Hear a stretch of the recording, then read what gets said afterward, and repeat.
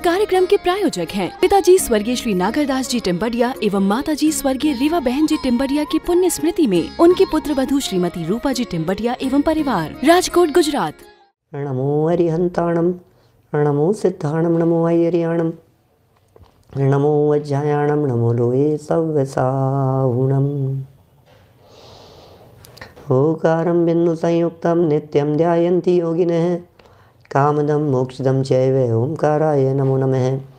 अविरल शब्द घनोग प्रक्षालित सकल भूतल मलकलंका मुनि विरूपासित तीर्था सरस्वती हरतु नो दुरितान्। अज्ञान तिमिरान्धानां ज्ञानाञ्जन शलाकया चक्षुरुन्मिलितं येन तस्मै श्री गुरुवे नमः। श्री परम गुरुवे नमः। परम्पराचार्य गुरुवे नमः। सकल कलुष विध्वंसकं श्रेयसां परिवर्धकं धर्म संबंधकं भव्य जीव मन प्रतिबोधकारकं पुण्य प्रकाशकं पाप प्रणाशकमिदं शास्त्रं श्री संयम प्रकाश नामधेयम्। हास्य मूल ग्रंथ करता रहे श्री सर्वज्ञ देवास्तद उत्तर ग्रंथ करता रहे श्री गणधर देवा प्रति गणधर देवास्ते चामसाध्य आचार्य श्री कुंद कुंदामनाय आचार्य सूर्य सागरेण विरचितं श्रोतारे सावधानतया शृण्वन्तु। मंगलम भगवान वीरो मंगलम गौतमो गणी मंगलम कुंद कुंदाद्यो जैन धर्मोस्तु मंगलम सर्वमंगल मांगल्यम सर्वकल्याणकारिकम प्रधानम सर्वधर्माणां जैनम जयतु शासनम जैनम जयतु शासनम जैनम जयतु शासनम। संयम प्रकाश नाम का ग्रंथ सामने विराजमान है। आचार्य महाराज सूर्य सागर जी साहब द्वारा लिखी गई यह सुंदर अनुपम रचना। बड़े सुंदर सुंदर प्रकरण यहाँ दिए जा रहे थे। छोटे छोटे प्रकरणों से इस बात को सिद्ध करने का प्रयत्न किया जा रहा है, या इस बात को समझाने का प्रयत्न किया जा रहा है कि हे भव्य जीवों, अपने मनुष्य जीवन को व्यर्थ मत जाने दो। हे पात्र जीवों, अपने आत्म तत्व का कल्याण करो। हे पात्र जीवों, अपने मनुष्य जीवन को सफल और सार्थक करने के लिए जो प्रयत्न किए जा सकते हैं वो करो। ये कहना चाहते हैं आचार्य देव। यहाँ बात यहाँ स्त्रियों के संदर्भ में, प्रक्षाल के संदर्भ में कल संपन्न हुई। आज क्षुद्रों को लेकर के चर्चा प्रारंभ कर रहे हैं। अधिकार भी कह रहे हैं, भैया कितना अधिकार है, क्या क्या करने का अधिकार है और क्या नहीं है, ये सब प्रकरण चलेंगे। मैं चाहता हूँ आज इस प्रकरण को पूरा पढ़ लिया जाए। थोड़ा सा फास्ट पढ़ने का प्रयत्न करूँगा। लगभग 4-1 पेज के आसपास का प्रकरण होगा, है ना। तो जल्दी जल्दी पढ़ते हैं। थोड़ा कुछ नई बातें, कुछ समझने की बातें। पहले भी आया था इस तरह का कुछ प्रकरण, इसलिए पिष्ट पेषण नहीं हो, रिपीटेशन नहीं हो, इसलिए भी थोड़ा सा पढ़ना चाहते हैं। क्षुद्रों को पूजन का अधिकार है या नहीं? प्रश्न जवाब। क्षुद्रों के अनेक प्रकार हैं। योग्यतानुसार उनको पूजन एवं दर्शन का अधिकार है। योग्यतानुसार उनको पूजन का अधिकार है, उनको दर्शन का अधिकार है। शूद्रों को भी पूजन और दर्शन का अधिकार दिया गया है, लेकिन योग्यता के अनुसार ही अधिकार दिया गया है। आगे शूद्रों की योग्यता तथा प्रकार एवं तदनुसार पूजन का विधान आदि पुराण आदि के ग्रंथों के प्रमाणों द्वारा बतावेंगे, क्योंकि शूद्र को समूह शरण में जाने का अधिकार शास्त्र सम्मत है। शूद्र भी समूह शरण के अंदर जा सकता है, ये शास्त्र सम्मत अधिकार है। तो सर्वथा पूजन का अधिकार उसको न मिले, ये कैसे हो सकता है? केवल अंतर योग्यता के अनुसार है। सिद्धांत में समूह शरण स्तवन में कहा गया है। देखिए भाई साहब, समूह शरण तो उसका नाम है जहाँ सर्व जीव पहुँचे। समूह शरण तो उसका नाम है जहाँ हर जीव को पहुँचने का लाभ प्राप्त होवे। समूह शरण तो उस जगह का नाम है जिस जगह पर इस दुनिया का कोई भी जीव जाना चाहे तो जा सकता है। समूह शरण उस जगह का नाम है जहाँ पहुंचकर हर भव्य जीव आत्म कल्याण की बात सुन सकता है। वहाँ तो पशु भी जा सकते हैं, तो परमात्मा बनने की योग्यता वाले क्यों नहीं जा पाएंगे? ये जरूर जा सकते हैं। देखिए क्या लिख रहे हैं आगे। सिद्धांत सार के 2 यहाँ कारिकाएँ प्रस्तुत कर दी है। मिथ्या दृष्टिरभव्यो संगी जीवोत्र विद्यते नैव यस्यानध्यवसायो यः संदिग्धो विपर्यस्ततः तत्र न मृत्युर्जन्म च विद्वेषो न च मन्मथोन्मादः रागान्तक बुभुक्षा पीड़ा च न विद्यते क्वापि। अर्थ, मिथ्या दृष्टि, अभव्य, असंगी, असैनी, अनध्यवसायी, संदिग्ध ज्ञानी और विपरीत मिथ्या दृष्टि जीव भगवान के समव शरण में नहीं जाते हैं। ध्यान देना, नहीं जाते हैं। कौन कौन नहीं जाते हैं? मिथ्या दृष्टि, अभव्य। यद्यपि मिथ्या दृष्टि जा सकते हैं, लेकिन अभव्य का विशेषण अपने को यहाँ इसको बना लेना चाहिए। तो अभव्य मिथ्या दृष्टि जीव वहाँ पर नहीं जाते, ऐसा उसका अर्थ यदि हम लगाएंगे कौमा हटा करके तो वो निकल जाएगी बात। असैनी नहीं जाते वहाँ समव शरण में, और अनध्यवसायी नहीं जाते, संदिग्ध ज्ञानी नहीं जाते, विपरीत मिथ्या दृष्टि जीव नहीं जाते। ये लोग जाते ही नहीं हैं। क्यों नहीं जाते हैं? ये लिख रहे हैं क्योंकि उनकी आत्मा में वहाँ जाने की भावना उत्पन्न नहीं होती है। भावना उत्पन्न नहीं होती, क्या करें, परिणाम ही नहीं आते उनको। हीन जाति कुल वाले जीवों को कोई रोक टोक थोड़ी न है, किसी तरह की कोई रोक टोक नहीं है। उनके परिणाम हुए तो जावे, लेकिन क्या करें, उनके परिणाम ही नहीं बनते हैं, उनके भाव ही नहीं बनते हैं। इस तरह के जिनकी हीन परिणति होती है, जिनकी अधोगति होनी होती है, जो अधोगति से आए हुए होते हैं, जो हीन जाति कुल वाले होते हैं, उनके उज्जवल परिणाम होते ही नहीं हैं। उज्जवल परिणामों के लिए उज्जवल कुल की जरूरत होती है। क्या देखो क्या कह रहे हैं, ये लिख रहे हैं यहाँ पर आगे, क्योंकि उनकी आत्मा में वहाँ जाने की भावना उत्पन्न नहीं होती, अन्यथा वहाँ पर किसी भी जीव को जाने के लिए निषेध नहीं है। उस समव शरण के स्थान पर मृत्यु, जन्म, विद्वेष, कामोन्माद, राग, बुभुक्षा माने भूख और पीड़ा सब दूर हो जाती है। वहाँ पर पशु तक भी जाते और स्वाभाविक बैर को छोड़कर परस्पर प्रेम करने लग जाते हैं। ओहो, जन्मजात विरोधी जीव भी जहाँ बैठ कर के शत्रुता को भूल जाते हैं, वैर को भूल जाते हैं। ऐसा होता है समव शरण, ऐसा होता है परस्पर प्रेम। तो समव शरण में भी शूद्रों को जाने का अधिकार है, वे भी जा सकते हैं। अरे क्या फ़र्क पड़ता है, किसी भी जाति कुल में पैदा क्यों नहीं हुआ हूँ, लेकिन भावना ही नहीं बनती है। यहाँ मिथ्या दृष्टि में ग्रहित मिथ्या दृष्टि ले सकते हैं, ऐसा भी लिया जा सकता है। देखिए आगे शूद्रों के लक्षण एवं भेद बतलाते हैं। सीधे आ जाइए आप, अर्थ पढ़ता हूँ इसका। प्रकरण है धर्म संग्रह श्लावकाचार ग्रंथ अध्याय 9 का पेज नंबर 416 पर, 416 नंबर पेज पर देखिए। ब्राह्मण, क्षत्रिय और वैश्य तीनों वर्णों में कितने ही तो पशुपालन से, कितने ही खेती से, कुछ लोग शिल्प विद्या से अपना निर्वाह संपादन करते हैं, और जो उल्लिखित तीनों वर्णों की बर्तन आदि मांझकर सेवा करते हैं वे एक शूद्र कहलाते हैं। क्या जितने भी बातें कही है, माने कौन कौन शूद्र हैं उनकी व्याख्या यहाँ कह रहे हैं। यहाँ कह दिया है ब्राह्मण हैं, क्षत्रिय हैं, वैश्य हैं, तीनों प्रकार के वर्णों में जो भी पशुपालन वगैरह हैं, कितने ही जीव खेती वगैरह से इनसे जीवन यापन कर रहे हैं, लेकिन जो उन तीनों प्रकार के वर्णों में ब्राह्मण, क्षत्रिय, वैश्यों के यहाँ जाकर के क्या कर रहे हैं, सेवा कर रहे हैं, बर्तन मांज रहे हैं, झाड़ू पोंछे का काम कर रहे हैं, उनको यहाँ कह रहे हैं। देखिए क्या कह रहे हैं, ये लिख रहे हैं बर्तन मांझ कर सेवा करते हैं वे शूद्र कहलाते हैं। उन शूद्रों के सत शूद्र और असत शूद्र भेद से दो प्रकार हैं।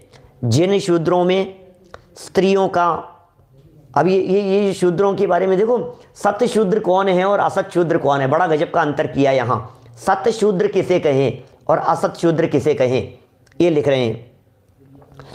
उन शूद्रों के सत शूद्र और असत शूद्र भेद से दो प्रकार हैं। जिन शूद्रों में स्त्रियों का,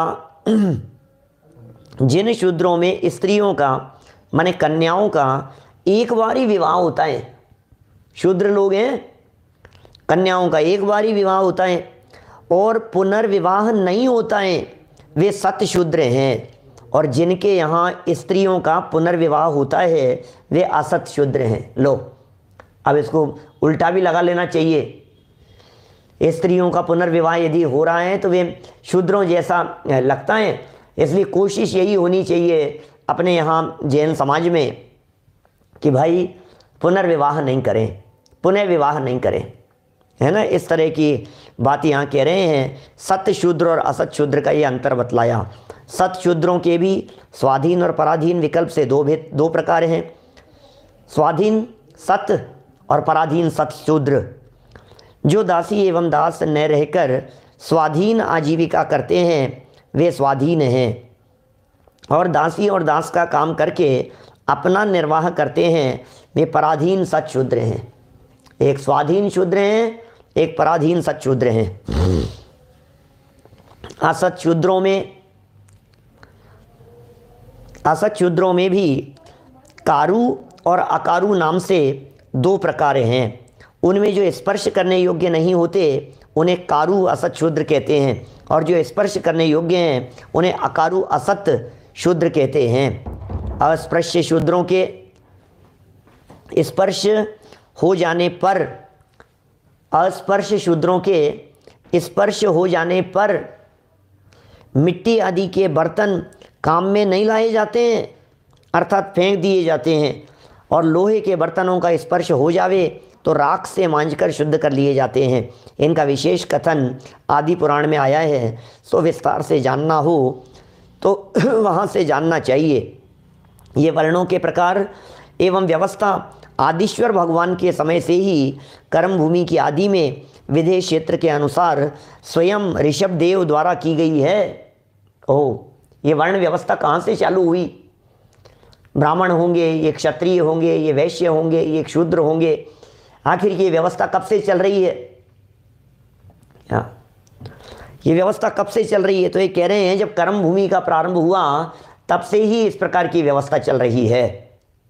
देखिए, थोड़ी बहुत चर्चा इन शूद्रों के संदर्भ में पहले भी आई थी, ये कुछ अलग अलग एंगल से बातें कर रहे हैं।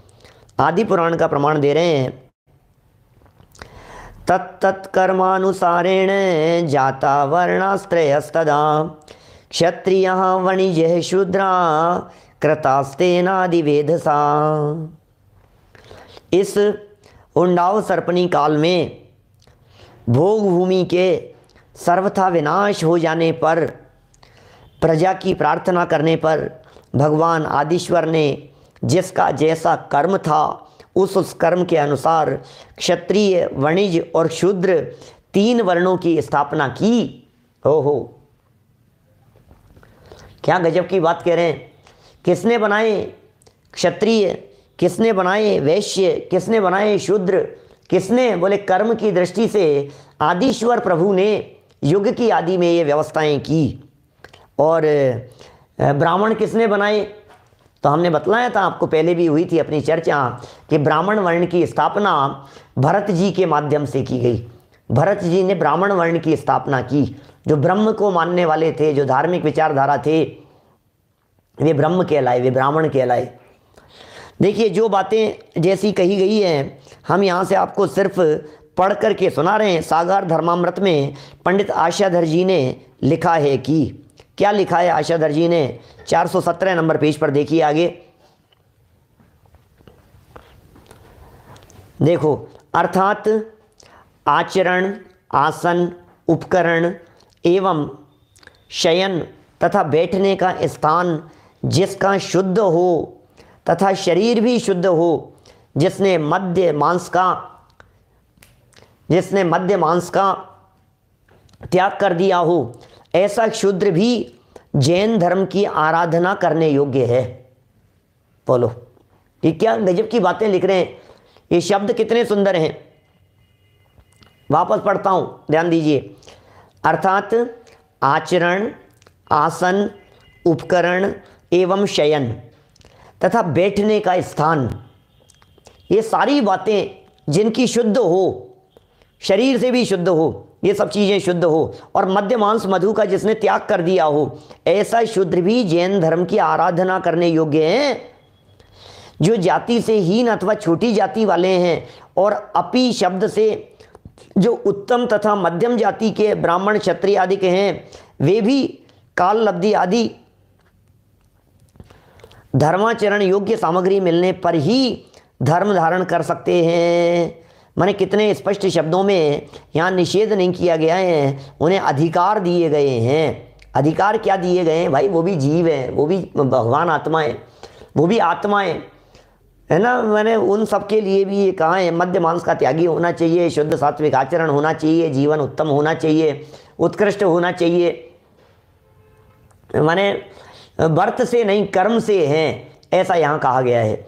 ये जो प्रकरण दिया गया है ये कर्म प्रधान माने क्रिया प्रधान है। काम कैसा है, इसको टोडरमल जी साहब ने भी इस तरह का लिखा मोक्ष मार्ग प्रकाशक में कि उच्च कुल में जन्म लेकर के भी यदि कोई हीन आचरण करे तो समझ लीजिए वो नीच गोत्र वाला ही जानना चाहिए। उच्च कुल में जन्म लिया और हीन आचरण कर रहा है तो वो हीन आचरण वाला है कि उच्च आचरण वाला है? वो कौन है? वो नीच कुल वाला है कि उच्च कुल वाला है? जन्म तो जैन कुल में लिया था और आचरण कैसा है? मद्य मांस मधु का सेवन। सोचना जरा, माने आचरण हीन कर रहा है, कुल था जैन, तो उसे जैन कैसे कहें हम जो मद्य मांस मधु का सेवन कर रहे हैं? और हीन जाति कुल में पैदा होने के बावजूद भी शुद्ध सात्विक आचरण कर रहा है, मद्य मांस मधु का त्यागी है, तो वह व्यक्ति उच्च कुलीन जैसा ही आराधना करने योग्य कहा गया है।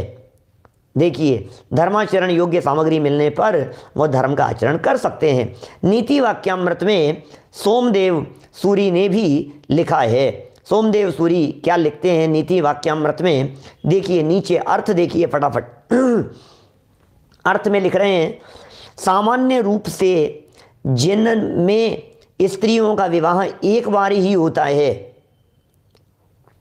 वे सत शूद्र कहलाते हैं और उन्हीं को देव पूजन द्विजों तथा तपस्वियों की वैयावृत्ति करने माने दान सम्मान आदि करने का अधिकार है।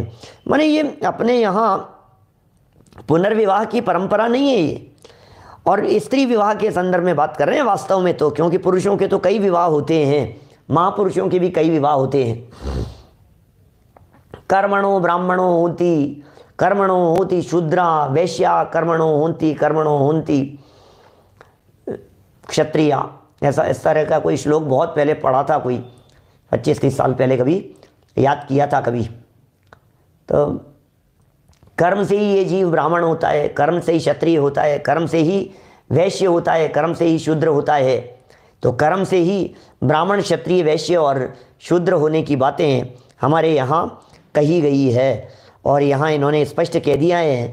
कर्म कैसे हैं ये बतलाओ कि जिनके यहाँ, जिन में माने स्त्री की बात नहीं कर रहे, अब जिनके परिवारों में, जिनके कुलों में, जिस समाज में, जिन लोगों में इन बातों को स्वीकृत किया हो कि हाँ क्या हो गया ये तो चलते हैं सब, तो भैया इसका मतलब आप उच्च कुल वाले नहीं हैं।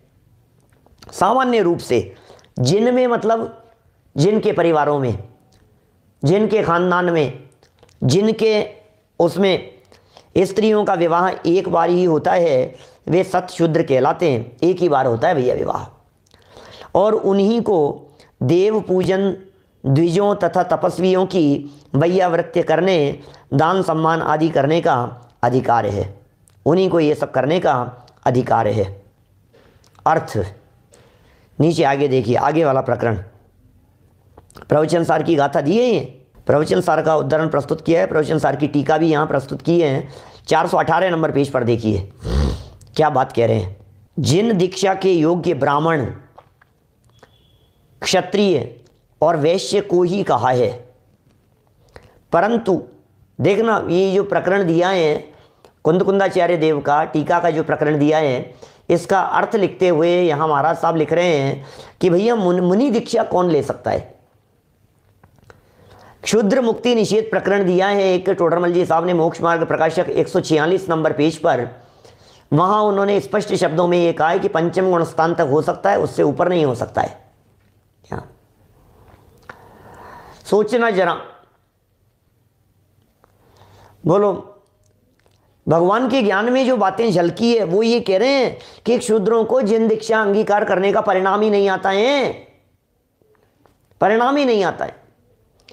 जो लोग रुचिपूर्वक इन बातों को सुनते हैं, जिनके अंदर में परिणाम होते हैं, जिनके भाव भूमि पवित्र होती है, वे जीव दीक्षा भी अंगीकार करते हैं और अल्पकाल में केवल ज्ञान की प्राप्ति भी कर लेते हैं। ऐसा है, माने केवल ज्ञान की प्राप्ति भी होगी, दीक्षा भी होगी। ये तो सज्जनों की बातें हैं भाई साहब। तत्प्रति प्रीति चित्तेन येन वार्तापि ही श्रुता निश्चितम से भवित भव्यो भावी निर्वाण भाजनम। राजेश जी साहब कटनी वाले, जिसको रुचिपूर्वक जो ये तत्व की चर्चा सुन रहा है, सबकी केवल ज्ञान और सबका अनंत सुख भगवान के ज्ञान में झलक रहा है, सबका। हम सब तत्व की चर्चा करने वाले, सब रुचिपूर्वक सुनने वाले, सामने बैठ करके सुनने वाले, लाइव बैठ करके सुनने वाले, ऑनलाइन सुनने वाले, रुचि और उत्साह से सुनने वाले, सबका केवल ज्ञान दिख रहा है। अरे हम भी बनेंगे भगवान, चलो रे मंदिरिया में, हम भी बनेंगे भगवान। हम भी तो बनेंगे, हम भी तो जाकर के बैठेंगे, प्रभु आपके बगल में आकर के बैठेंगे हम भी यहाँ तो। लेकिन कौन, अभी ये देखो, आपके चित्त में भगवान बनने की बात सुनकर के उत्साह आ रहा है, आपके चित्त में भगवान की चर्चा, भगवान बनेंगे ये बात सुनकर के भगवान का भाव आ रहा है, आपके मन में परिणाम कितने भीग गए हैं ये बात सुनकर के, हम भी बनेंगे भाई, हमें भगवान बनना है, हमें भगवान बनना है। अब कुछ लोग ऐसे होंगे जिनको भगवान बनने की बात कह दो तो उनका तो गुस्सा आ जाए, ऐसे आंखें लाल हो जाए, क्या बकवास करे, भगवान बनने की बात करे, भगवान बनने, भगवान भी कोई बना जाता है क्या? नहीं, क्यों नहीं बना जाता है? भगवान नहीं बना जाता है, भगवान नहीं बन सकते, हमें भगवान बनने का अधिकार नहीं है। क्यों नहीं हमें भगवान बनने का? हर व्यक्ति को है, लेकिन जिनके हृदय में दीक्षा का परिणाम ही नहीं आता, जिनके हृदय में दीक्षा लेने का भाव ही नहीं आता है, उनकी कह रहे हैं यहां, जिन दीक्षा के योग्य, कौन? ब्राह्मण, वो दीक्षा के योग्य कहे गए हैं, ब्राह्मणों को दीक्षा के योग्य कहा गया है और क्षत्रियों को दीक्षा लेने के योग्य कहा गया है। हमारे 24 तीर्थंकर क्षत्रिय कुल में उन्होंने जन्म लिया, दीक्षा ली उन्होंने। वैश्यों को भी सेठ सुदर्शन जैसे व्यापारी निर्वाण की प्राप्ति हुई है। देखो क्या कह रहे हैं, वैश्य को भी दीक्षा लेने का अधिकार है, परंतु यथा योग्य सत्य शूद्र को भी कहा है। देखो क्या कह रहे हैं, जिन दीक्षा लेने का, अतः सत्य शूद्र को उत्तम श्रावक शुल्लक दीक्षा योग्य स्थान माना है, तब उसे जिन पूजा का अधिकार तो स्वयं हो गया। इसमें किसी प्रकार की शंका नहीं रहती है। माने जो सत्य शूद्र कहे हैं, इन सत्य शूद्रों को जिनेंद्र भगवान की पूजा का अधिकार तो स्वयमेव ही हो गया है। माने वे जिनेंद्र देव की पूजन कर सकते हैं, प्रभु की पूजन कर सकते हैं भाई, यह अधिकार उन्हें मिल गया है। भाई साहब, कोई व्यक्ति जैन बन गया, कोई व्यक्ति जैनियों जैसा आचरण करने लग गया, कोई व्यक्ति आपके जिन मंदिर आने लगा, आपका कर्मचारी था, आपके यहाँ काम करता था, उत्तम कुलीन भले ही नहीं हो, आप जैसे हम जैसे जैन कुल जैसा उत्तम कुल वाला उनका जीवन नहीं रहा हो। इस कार्यक्रम के प्रायोजक हैं पिताजी स्वर्गीय श्री नागरदास जी टिम्बडिया एवं माताजी स्वर्गीय रीवा बहन जी टिम्बडिया की पुण्य स्मृति में उनकी पुत्र वधू श्रीमती रूपा जी टिम्बडिया एवं परिवार, राजकोट गुजरात।